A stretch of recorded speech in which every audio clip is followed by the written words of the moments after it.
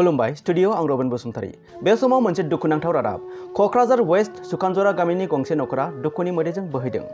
सुबुं अनफावरि रायजो राजानिसिम अनसुंथाइ मोननो हास्थायदों दुखुथिया नखरा नंगौ क'क्राझार जिल्ला वेस्ट सुकानजरा गामिनि मुक्ता बसुमतारीनि फिसाज्ला 26 बोसोर बैसोनि सुनिल बसुमतारीया गोबाव समनिफ्रायनो बेरामजों सैनांनानै दं देहा फाहामसालियाव गोबां फाहामथाय लादोंमोनब्लाबो राङारि जेंनानि थाखाय गोजौ थाखोनि फाहामथाय लानो हायाखै दुखुथिया नखरा जाउनाव डक्टरनि बिथोन होनाय आरो बुंनाय बायदि फाहामथाय होनो हायाखै सुनिल बसुमतारी बिथांखौ बिनिखायनो मोजां फाहामथाय लानो थाखाय गोबां रांखावरिनि गोनांथि जादों दुखुथिया नखरा नखरनि बिमा बिफाया फिसाज्लानि गोब्राब बेरामखौ फाहामथाय होनो थाखाय गोबां रांनि गोनांथि जानानै फैदों बिनिखायनो खर' गंग्लायै आखाइ खबजोबनानै अनसुंथाइ हास्थायदों दुखुथिया नखरा बेनिखायनो गोसो गुदुं सुबुं अनफावरिफोरा दुखुथिया नखरनिसिम फाहामथायनि थाखाय अनसुंथाइ हरनो गोसो दङब्ला होखानाय एकाउन्ट नम्बर 120029832261 आरो स्क्रिनाव होखानाय QR क'डनि गेजेरजों अनसुंथाइ हरनो हागोन लोगोसे आबुङै मिथिनो थाखाय होखानाय जानबुं नम्बरनि गेजेरजों सुलाद लाहरनो हागोन रायजोफोर आंनि फिसानि थाखाय एसे अनसुंथाइ हरदो आं जोबोर खस्थ' हा हु फाननानैबाबो आंनि फिसाखौ आं फोथांनो हायासै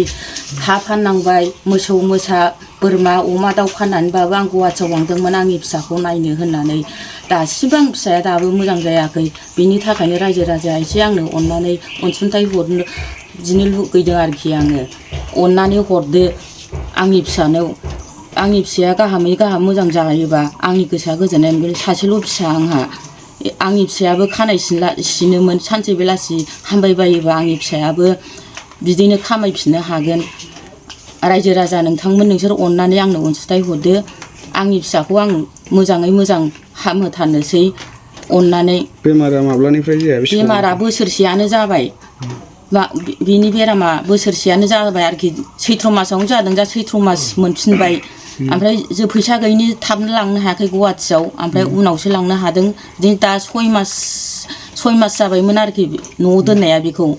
एसे एनै हा हु फाननानै बेखौ गुवाहाटियाव लांनानै नायदोंमोन जोङो थेवबाबो लानानै फैबाय गुवाहाटिनिफ्राय एसे हामनाया हामदोंमोनबो ओमफ्राय बारा जाफिनबाय दा बे बारायानो बारा सिखारनोबो हाला मानोबो हाला जेबो दा जानोबो लोंनोबो हाला मा खालामबावनांगौ आं बिनि थाखायनो आं रायजो राजानाव अनसुंथाइ बिदों गुवाहाटिनिफ्राय बेनि सिगां बबे हस्पिटाल गुवाहाटिनिफ्राय क'क्राझारावबो लांदों ओमफ्राय बैसरगावआवबो लांदों ओमफ्राय बङाइगावआवबो लांदों आरायग'आव थेवबाबो दाबो दासिमबो मोजाङाव फैयाखै आंनि फिसाया बिनि थाखायनो आङो रायजो राजानाव अनसुंथाइ एसे बिदों आरो अननानै आंनि फिसानो अननानै हरदो एसेसो सुनिल बसुमतारी बैसोआ बेसेबां जाखो 25 उन्दै बैसोआवनो जितु बिथाङा सेंग्रा बैसोआवनो बेबायदि बेमाराव गोलैनांबाय रायजो राजाजों लोगोसे दानि जोंनि BTC सरकारखौ मा खालामनाय बिमा हिसाबै BTC सरकारनिफ्रायबो लुगैदों मानसि गिदिर एसे मानसिफ्रा एसे एनै हरोबा मोजां जागोन आरो अननानै आंनि फिसानो जोंबोथ' नोंसोरनो नांगौखिनिखौ जों बर होनानै देरहायो मायो जों गोरिब मानसि जोंखौबो एसे अनहरनांगोन आरो जों होनानैसो नोंसोरबो गिदिर मानसि जादों जों गरिबफोरखौ अनाबा सोरखौथो अननो आं बेखौनो बुंनानै खावलायबाय आं फिसानि थाखाय दिनैनि नैबे फंबाय मुखुथानि न'खराव नुजाफैनो हानाय मानगोनां निउस लाइभफोर जोंहा बे फंबायनि न'खराव दिनैहाय घटना जानाय हिसाबै नोंथांमोनखौ हांख्रायनानै लाबोनाय जादों दा बिथाङा बहुद गोरिबनि न'खरमोन बियो जाहैबाय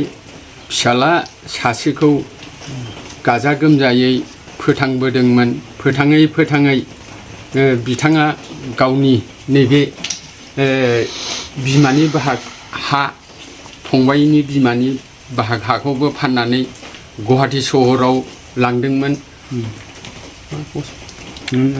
मा बेमार जादों ओरैनो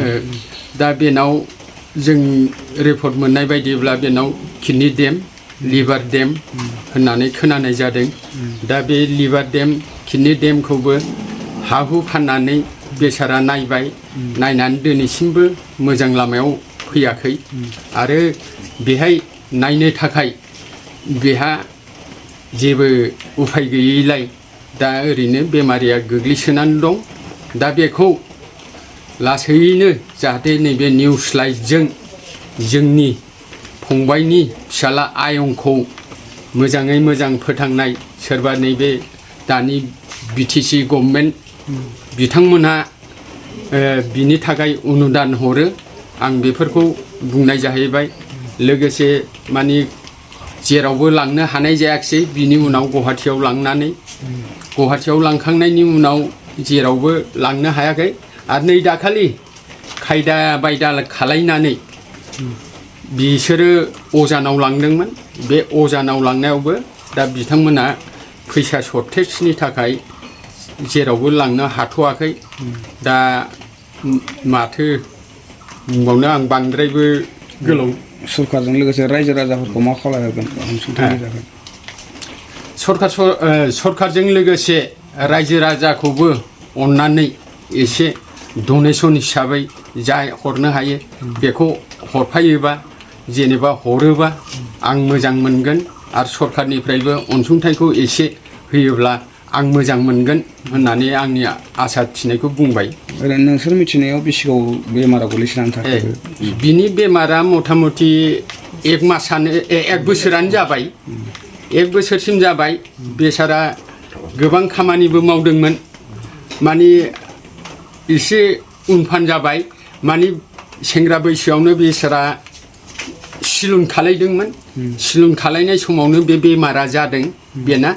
बे बेमार जानानै उनाव सिलुनबो बानायनो हायाखिसै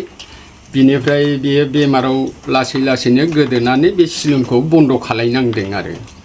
दा बिनिफ्राय रायजो राजायाथ' बिनि फारसे जोंहा न'खरजोंसो लोब्बा थायो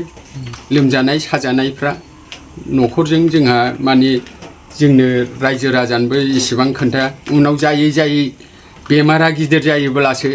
जोङो रायजो राजाखौ एसे हामफ्लायनाय थायो दा बेबायदि आरोखि मा गामि होनो नोंथांमोननि गामिखौ जोंना सोनाब सुखानजरा बिसिदिसिया मा गोलैयो बिसिदिसिया सुखानजरा दा बेनो जोंनि बिसिदिसिया सुखानजरा जाहैबाय गामिया सुखानजरा बे आरो